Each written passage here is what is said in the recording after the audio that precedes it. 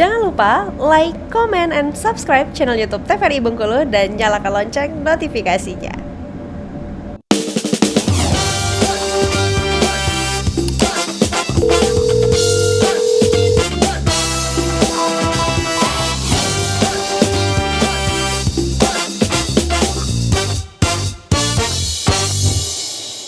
Baik pemirsa, terima kasih Anda kembali menyaksikan Dokter Kito hari ini dengan tema benjolan pada leher. Dan kami mengingatkan pemirsa kepada pemirsa di rumah yang ingin berkonsultasi secara langsung bisa kontak WhatsApp di 0811 101 3210. Sekali lagi di 0811 101 3210. Kami menanti pemirsa agar bisa dijawab oleh narasumber yang telah hadir pada hari ini.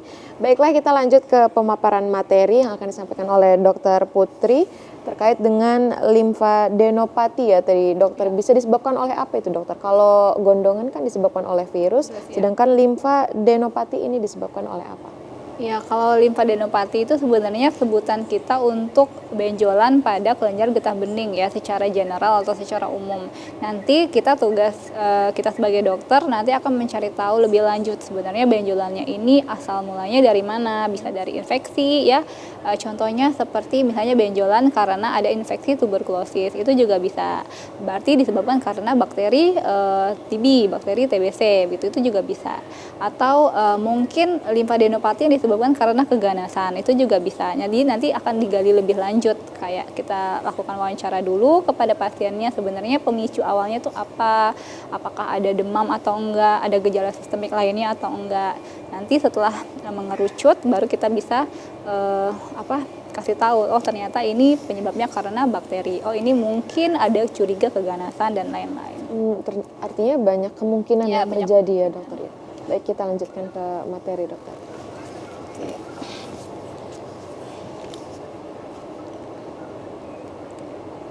Nah ini ya tadi yang sempat dijelaskan tapi gambarnya belum kita munculkan. Jadi ada pembengkakan di leher atau benjolan di leher yang disebabkan karena pembengkakan kelenjar getah bening. Nah ini ya bisa dilihat gambarannya di sini kalau kita ngomongnya nodus limfatik ya. Kalau kita ngomongin tentang sistem limfatik, dia itu fungsinya untuk kekebalan tubuh kita. Kalau ada bakteri yang masuk, kuman-kuman yang masuk, itu kan benda asing ya, dalam tanda kutip benda asing, benda yang tidak dibutuhkan oleh tubuh kita. Itu nanti akan berespon lah si nodus limfatik ini. Jadi sistem limfatik itu dia ada pembuluh limfatik, ada kelenjar limfatik, ada cairan limfatiknya yang bertugas untuk memerangi kuman-kuman, bakteri atau virus yang masuk yang tidak dibutuhkan ya, atau yang membahayakan tubuh. Jadi sebenarnya tubuh kita itu sudah didesain sangat sempurna ya. Nah ini jadi di sepanjang ini leher ya, di pinggir-pinggir, kemudian di belakang telinga. Oh ini nih di depan telinga, di belakang telinga, terus di bagian bawah dari rahang kita itu ada nih, semuanya nih ada nih kelenjar limfonya tuh ada. Ini kalau misalnya kita lagi batuk pilek, lagi demam, sering nggak biasanya di belakang telinganya tuh agak bengkak dok, ya kan? Sering kan? Tapi kalau misalnya batuknya udah hilang, demamnya udah hilang, kempes dia. Nah itu kan berarti masuk ke benjolan yang sebenarnya tidak membahayakan, begitu. Cuma ada juga benjolan yang kita harus waspada. Misalnya benjolannya sudah makin lama makin besar, terus sudah kita kasih obat, peradangannya sudah selesai, benjolannya masih aja besar kayak gitu. Nah, atau benjolan yang sebelumnya cuma satu ya di sini misalnya, terus kok muncul lagi banyak muncul di tempat yang lain begitu. Itu juga harus kita waspadai. Yang jelas kalau sudah muncul benjolan sekecil apapun, satu ataupun dua ataupun banyak, itu sudah boleh langsung konsultasikan ke dokter. Apalagi kalau memang ada gejala lain yang menyertainya ya, contohnya seperti batuk pilek yang tidak kunjung reda begitu ya. Yang paling sering kalau di vaskes pertama sekarang itu ada yang namanya kuman TBC ya, kuman TBC yang sedang diperangi oleh pemerintah, oleh Kementerian Kesehatan, tetapi jumlahnya justru semakin meningkat kalau di tempat saya bekerja. Itu kenapa? Karena tadi mungkin kurang aware bahwa kuman ini nih sebenarnya menular. kuman ini menular. Akhirnya ketika berkontak tidak pakai masker atau terlalu dekat ya, sehingga dropletnya kemana-mana, akhirnya menularlah dari satu orang ke orang yang lain. Itu salah satu gejalanya adalah pembengkakan pada kelenjar getah bening gitu. Jangan salah, karena ada juga pasien TB, pasien TBC yang gejalanya itu bukan batuk. Kalau kita ketahuinya tuh TBC itu batuk ya, batuk. Tapi ada juga beberapa pasien yang datang ke dokter itu bukan karena batuk, tapi karena bengkak di kelenjar getah beningnya. Nah, makanya kita bahas hari ini untuk pemirsa di rumah tahu bahwa pembengkakan di bagian leher itu harus dikonsultasikan ke dokter karena penyebabnya itu sangat banyak sekali. Gitu. Dari yang ringan sampai yang serius ya. Ini ya, kalau dia cuma disebabkan karena peradangan, berarti kita sebutnya limfadenitis, berarti peradangan pada bagian limfe, pada organ limfe, pada nodus limfe, pada kelenjar getah bening karena radang. Tapi kalau dia benjolan, kita belum tahu penyebabnya apa, biasanya kita sebut dengan limfadenopati. Gitu. Ini tadi ya yang kita bahas, ternyata selain kelenjar getah bening di leher itu juga ada kelenjar ini ya, kelenjar tiroid. Kelenjar tiroid ini tadi kalau dia terlalu aktif nanti kita sebutnya hipertiroid. Gejala-gejalanya nanti banyak ya, bisa sesak, bisa jantungnya berdebar-debar, kemudian badannya semakin kurus. Nah, itu gejala-gejala yang menyertai pembengkakan pada bagian leher. Itu juga harus dikonsultasikan ke dokter.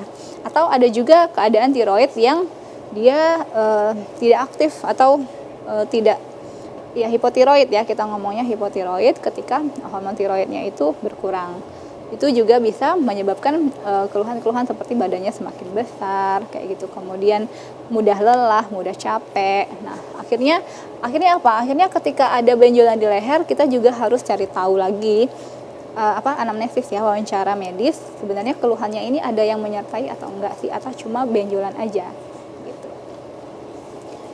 Oke, ini tadi ya, ini pada anak-anak biasanya karena infeksi virus atau mumps tadi yang disebabkan oleh peradangan pada bagian kelenjar saliva, kelenjar air ludah, kelenjar parotid ya biasanya di sini.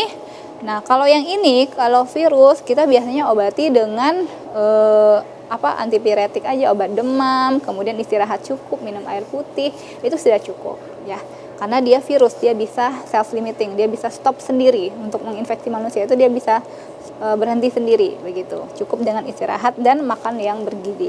Tapi kalau dia sudah ke limfadenitis, limfadenopati, itu kita harus konsultasikan lebih lanjut. Tapi kalau untuk penggunaan yang biru-biru itu, dokter, biasanya kan anak-anak kecil ini biasa ya dikasih yang biru-biru gitu ya. Sebenarnya kalau secara ilmiah tidak ada ya yang membuktikan bahwa ada efeknya begitu untuk yang biru-biru itu untuk mengurangi pembengkakan ini. Cuma kalau dulu saya pernah diskusi juga sama teman-teman, itu tuh supaya anak-anaknya itu malu gitu untuk keluar, hingga akhirnya mengisolasi diri di rumah. Karena kan memang pengobatannya adalah isolasi di rumah, istirahat yang cukup, makan yang bagus gitu. Dan obat demam kalau memang ada demam. Oh, itu cara mensiasatinya ya, cara mensiasatinya saja ya. Tetap harus berkonsultasi ke dokter ya. Oke, ini tadi kita bahas udah limfadenopati lokal dan sistemik. Kemudian, nah ini tadi yang ditanyain sama Helda ya, penyebabnya limfadenitis. Ada beberapa penyebab nih. Yang pertama, infeksi kulit. Biasanya karena infeksi bakteri itu juga bisa menyebabkan kelenjar getah beningnya bengkak. Kenapa? Karena tadi yang disebutkan atau diceritakan di awal ya, kelenjar getah bening itu dia punya cairan, punya sel-sel, punya materi zat kimia yang untuk fungsinya itu untuk memerangi kalau ada infeksi. Jadi kalau ada infeksi di kulit, infeksi dimanapun, kelenjar getah bening ini yang akan perang sehingga dia akan membesar, sehingga akan terjadi pembengkakan kelenjar getah bening. Yang kedua mungkin bisa jadi karena radang tenggorokan. Radang tenggorokan kan di sekitar sini ya, bisa saja menyebabkan pembengkakan kelenjar getah bening lokal, itu bisa. Terus ada juga penyakit campak. Ini campak ya karena virus, paramyxovirus, infeksi pada gigi dan gusi, infeksi AIDS, TB ya. Nah, ini kan intinya adalah disebabkan karena bakteri dan virus. Jadi peradangan pada bagian kelenjar limfe atau limfadenitis ini bisa saja disebabkan karena infeksi bakteri ataupun infeksi virus ya. Nih, ini salah satu cara gimana